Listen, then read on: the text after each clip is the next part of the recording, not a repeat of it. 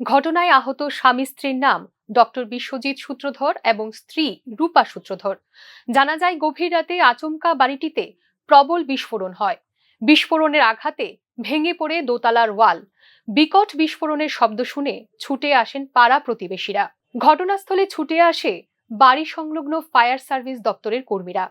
তারাই আহত বিশ্বজিৎ সূত্রধর এবং স্ত্রী রূপা সূত্রধরকে ঘটনাস্থল থেকে উদ্ধার করে চিকিৎসার জন্য জিবি হাসপাতালে পাঠান।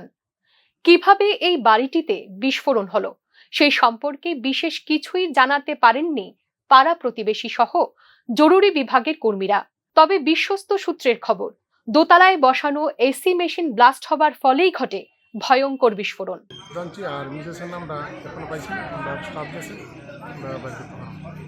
এই জায়গাটার নাম আগরতলা। বর্তমানে জিবি হাসপাতালে চিকিৎসাধীন আহত স্বামী স্ত্রী। জানা গেছে, আহত রূপা সূত্রধরের শারীরিক অবস্থা গুরুতর।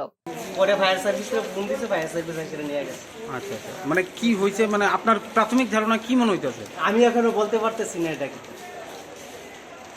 রাজধানীর প্রাণকেন্দ্রে এমন বিকট বিস্ফোরণের ঘটনায় স্থানীয় মহলে সৃষ্টি হয় ব্যাপক চাঞ্চল্য। ঘটনাস্থলে ভিড় করেন প্রচুর স্থানীয় মানুষ। Bureau report, news now.